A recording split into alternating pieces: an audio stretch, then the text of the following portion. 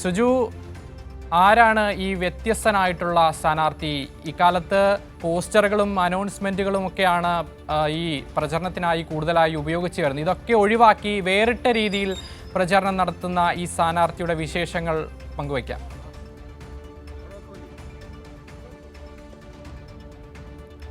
അക്ഷയ്, അരുവ ചുറ്റിക നക്ഷത്രത്തിൽ മത്സരിക്കുന്ന പള്ളിക്കൽ പഞ്ചായത്തിലെ അഖിലാണ് ഈ വ്യത്യസ്തനായ സ്ഥാനാർത്ഥി. അവർ ആകെ ചെയ്യുന്നത് ഈ തൊപ്പിയൊക്കെ ധരിച്ച്, നമ്മുടെ ചിഹ്നം അരുവ ചുറ്റിക നക്ഷത്രം തൊപ്പിയൊക്കെ ധരിച്ച് ആളുകളുമായി വീട് കയറി മാത്രമാണ് പ്രചരണം. ഇവിടെ വന്നാൽ പോസ്റ്ററില്ല, അനൗൺസ്മെൻറ്റ് വാഹനങ്ങളില്ല, വലിയ ഫ്ലെക്സ് ബോർഡുകളൊന്നും തന്നെയില്ല.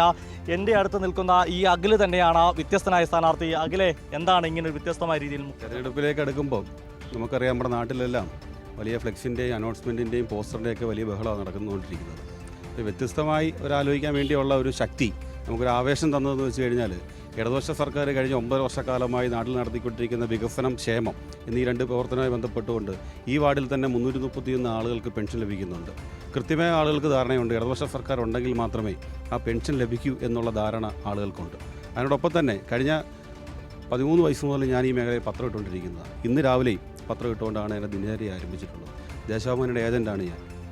അപ്പോൾ ഇവിടെയുള്ള ആളുകൾക്കൊരു പുതുമുഖമല്ല ഞാൻ എല്ലാ കാലവും ഇടതുപക്ഷ പ്രസ്ഥാനത്തിൻ്റെ ഭാഗമായി നടത്തിയിട്ടുള്ള പ്രവർത്തനങ്ങളുടെ ഭാഗമായി ഈ നാട്ടിലുള്ള എല്ലാ ജീവപ്രശ്നങ്ങളിലും എൻ്റെ സാന്നിധ്യം ഉണ്ടായിട്ടുണ്ട്, എൻ്റെ പ്രസ്ഥാനത്തിൻ്റെ സാന്നിധ്യം ഉണ്ടായിട്ടുണ്ട്. അപ്പോൾ പോസ്റ്റർ വേണ്ട എന്നുള്ളൊരു ചിന്തയിലേക്ക് വന്നിട്ടുള്ളതെന്ന് വെച്ചാൽ പരിചയപ്പെടുത്തലിൻ്റെ ആവശ്യമില്ല എന്നുള്ളത് കൊണ്ടാണ്. അഖിൽ ഇത് പ്രചരണത്തിറങ്ങുമ്പോൾ കഴിഞ്ഞ തവണ അഖിൽ പഞ്ചായത്ത് മെമ്പറായിരുന്നു.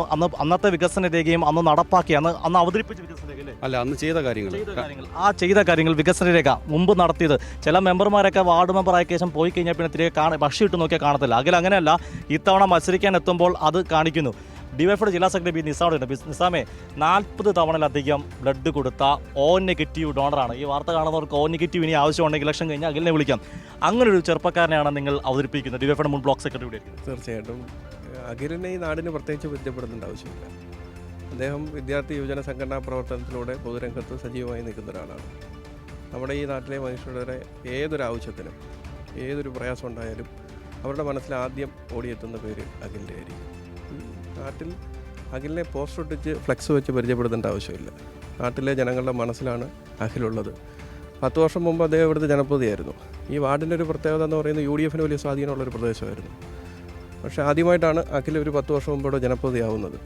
വികസനം എന്താണെന്ന് അഖിൽ ജനപ്രതിയായതിന് ശേഷമാണ് നാട്ടിലെ ജനങ്ങൾ തിരിച്ചറിയുന്നത്.